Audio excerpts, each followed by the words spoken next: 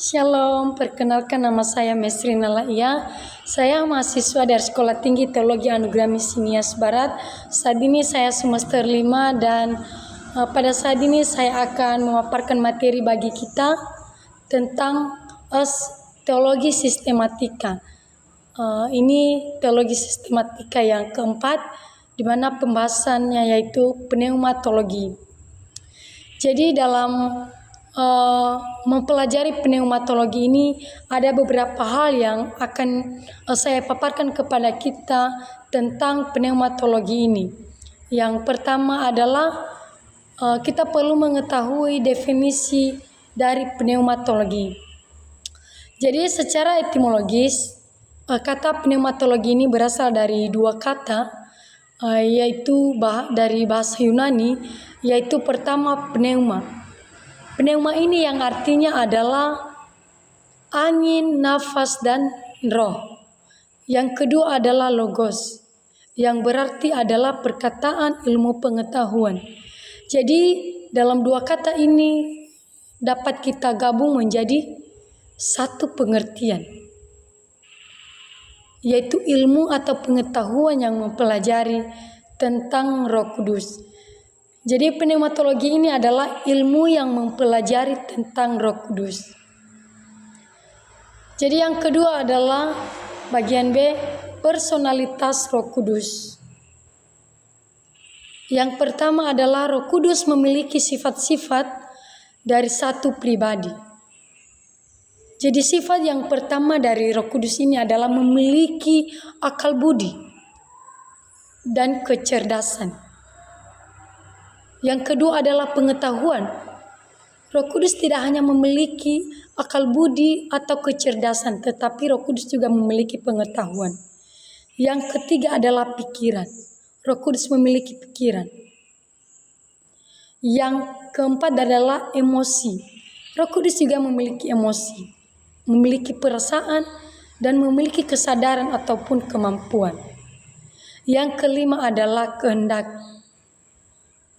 Jadi inilah sifat-sifat dari Roh Kudus dalam satu pribadi. Jadi sekarang kita masuk dalam bagian B, yaitu keilahian Roh Kudus. Jadi keilahian Roh Kudus ini tidak dapat dipisahkan dari doktrin Trinitas. Suatu penyangkalan akan salah satu berarti penyangkalan pada yang lainnya, atau kepercayaan pada Trinitas, atau mengharuskan suatu kepercayaan pada kelahiran Roh Kudus. Jadi pada saat dia disebut Roh Allah, hal itu berarti bahwa ia adalah pribadi Allah yang sejati. Jadi Roh Kudus ini adalah sama dengan Allah. Roh Kudus tidak ada perbedaannya dengan Allah. Sama. Roh Kudus dengan Allah itu sama. Jadi yang kedua dalam personalitas Roh Kudus adalah karya-karyanya mengonfirmasikan personalitasnya. Jadi ada beberapa juga Roh Kudus menampilkan karya-karyanya yang serupa dengan karya-karya Allah. Yang pertama adalah Roh Kudus mengajar. Roh Kudus ini mengajar dalam hal-hal yang baik. Yang kedua adalah Roh Kudus bersaksi. Yang ketiga Roh Kudus membimbing. Yang keempat adalah Roh Kudus meyakinkan dunia dengan penghakiman. Yang kelima adalah Roh Kudus melahirbarukan atau melawan keinginan daging. Yang keenam adalah Roh Kudus mengabdi pendoa syafaat. Yang terakhir adalah Roh Kudus memerintah. Itulah karya-karya Roh Kudus yang mengonfirmasikan personalitasnya. Roh Kudus mengajar kita, Roh Kudus bersaksi, Roh Kudus membimbing kita, bahkan mengarahkan kita dan memerintah setiap pribadi kita. Yang ketiga dalam personalitas Roh Kudus adalah posisinya mengonfirmasikan personalitasnya. Jadi Posisinya mengonfirmasikan personalitasnya. Yang pertama adalah Roh Kudus dapat didukakan. Yang kedua adalah Roh Kudus dapat dihujat. Yang ketiga, Roh Kudus dapat ditolak. Dan yang keempat adalah Roh Kudus dapat didustai. Dan yang terakhir adalah Roh Kudus dapat ditaati.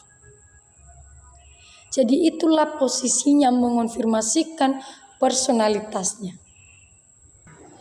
Jadi sekarang kita masuk dalam bagian B, yaitu atribut-atribut ilahi Roh Kudus. Arti atribut-atribut ini adalah hal yang melekat di pribadi seseorang, hal yang melekat pada pribadi seseorang atau tanda pengenalan. Dengan adanya atribut-atribut, kita bisa mengenal pribadi seseorang, dan begitu juga dengan Roh Kudus. Jadi ada beberapa atribut-atribut dari ilahi Roh Kudus ini. Yang pertama adalah hidup. Roh Kudus ini adalah hidup. Roh Kudus Maha Tahu. Roh Kudus Maha Kuasa. Roh Kudus ini Maha Hadir. Dan Roh Kudus juga kekal dan memiliki kekudusan dan memiliki kasih serta kebenaran. Jadi itulah atribut-atribut ilahi Roh Kudus. Dapat kita melihat dalam Roma pasal yang ke-8 ayat 2. Bisa kita melihat dalam 1 Korintus pasal 2 ayat 10 sampai 12 bahwa Roh Kudus itu Maha Tahu. Apapun yang kita lakukan, pasti Roh Kudus Maha mengetahui itu semua. Karena Roh Kudus tidak ada perbedaannya dengan Allah. Yang dimana Roh Kudus ini adalah dari kepribadian Allah itu sendiri. Hanya saja yang membedakan mereka adalah pekerjaan mereka. Jadi Roh Kudus ini adalah kekal, memiliki kekudusan. Seperti itu juga Allah memiliki kekudusan, memiliki kasih, dan memiliki kebenaran. Jadi sekarang kita masuk dalam bagian E, yaitu karya ilahi dari Roh Kudus. Jadi karya Roh Kudus menyatakan keilahiannya melalui pencipta. Bisa kita melihat dalam Kejadian pasal 1 ayatnya yang kedua. Karya Roh Kudus menyatakan keilahiannya yaitu melalui kelahiran Kristus. Jadi ini juga kita bisa melihat dalam Matius pasal 1 ayatnya yang ke-29. Yang ketiga adalah inspirasi kitab suci. Yang keempat adalah regenerasi. Yang kelima adalah perantara. Roh Kudus perantara antara manusia dengan Allah. Yang keenam adalah pengudusan. Roh Kudus menguduskan setiap orang. Dan yang terakhir adalah Roh Kudus ini adalah penolong orang-orang kudus. Jadi itulah karya ilahi dari Roh Kudus ini. Pencipta, kelahiran Kristus, inspirasi kitab, regenerasi, bahkan perantara antara Allah dan manusia, pengudusan, dan penolong orang-orang yang kudus. Bukan hanya orang-orang yang kudus, tetapi orang-orang yang belum mengenal Kristus saja. Roh Kudus bisa bekerja. Tetapi yang menjadi permasalahannya saat ini adalah bagaimana orang merespon Roh Kudus itu. Terkadang orang-orang pada saat ini adalah tidak bisa mengetahui mana suara Roh Kudus, mana suara dari iblis, atau ini dari mana suara yang bisa kita taati. Terkadang kita pada saat ini ada banyak orang yang tidak bisa merespon hal itu.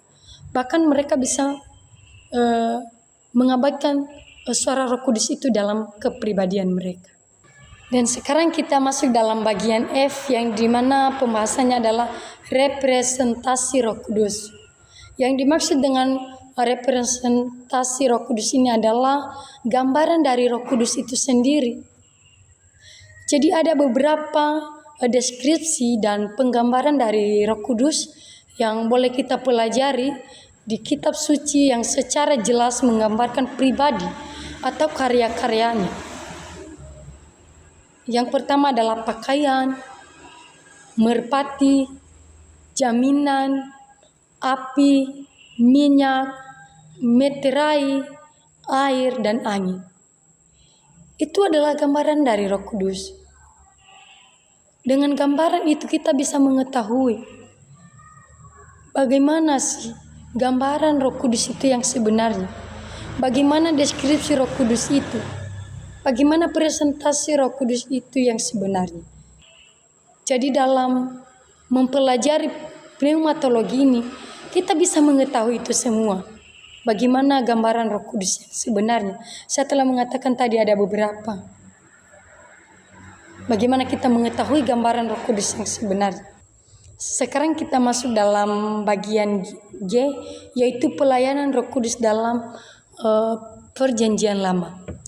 Jadi dalam Yohanes pasal 3, Yesus menjelaskan di sana kelahiran baru yang dimana melibatkan regenerasi kepada Nikodemus, mengingatkan dia bahwa hal-hal itu telah diajarkan dalam Perjanjian Lama.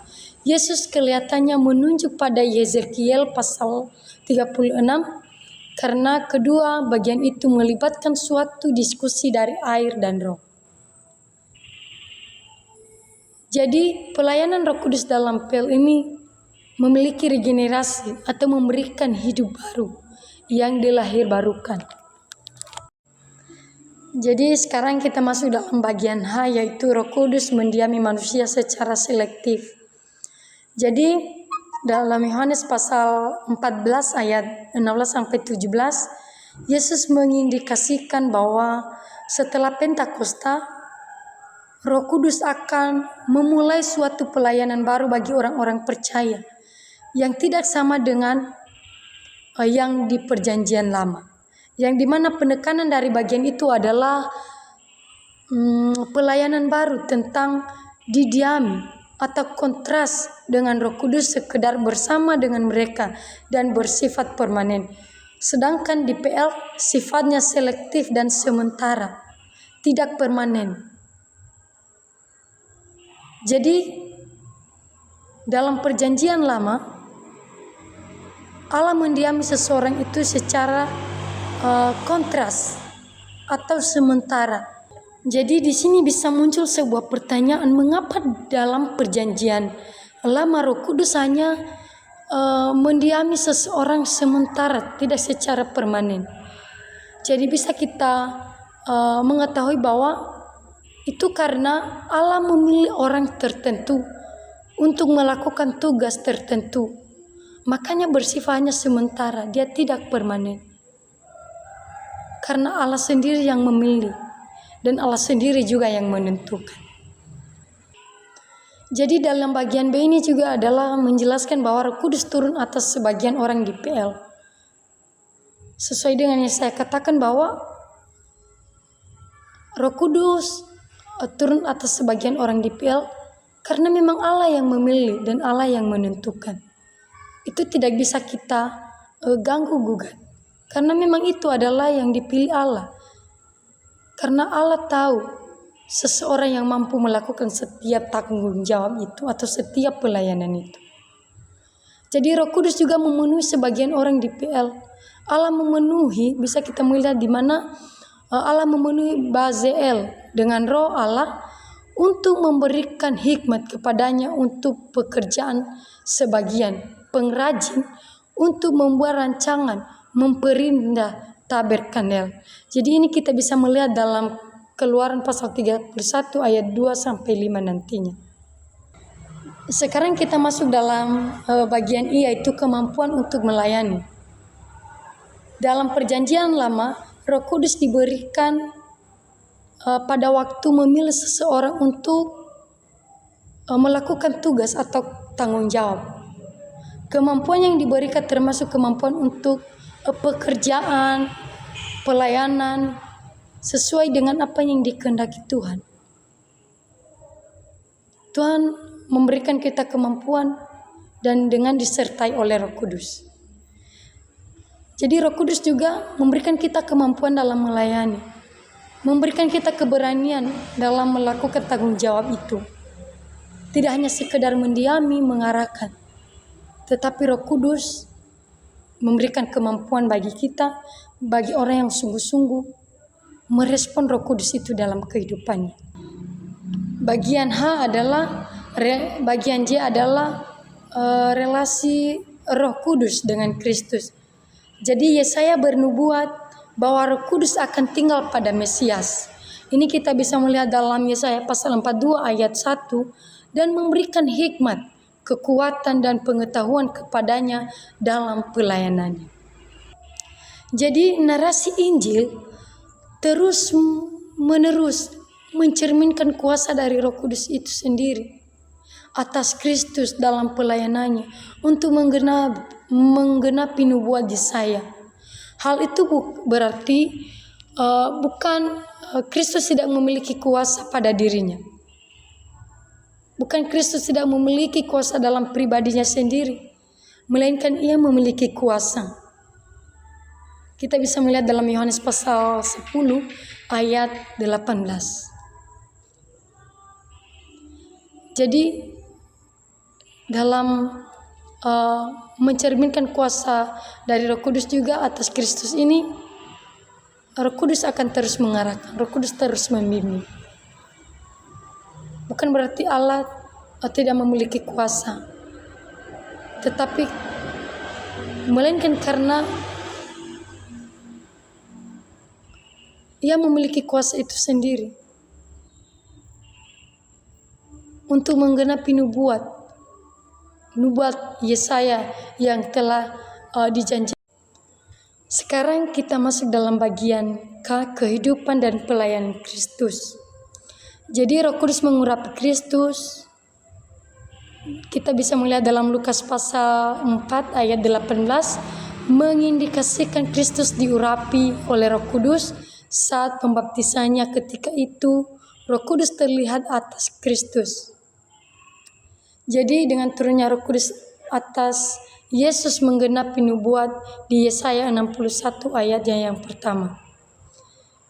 Jadi beberapa dibuat untuk meringkas pengurapan Kristus, yaitu pengurapan itu menunjukkan bahwa Yesus adalah Mesias dan Raja Israel.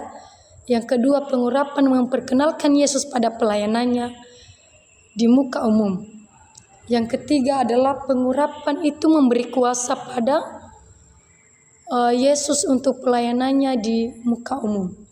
Yang terakhir adalah pengurapan merupakan tanda keotentikan keilahian dari Yesus.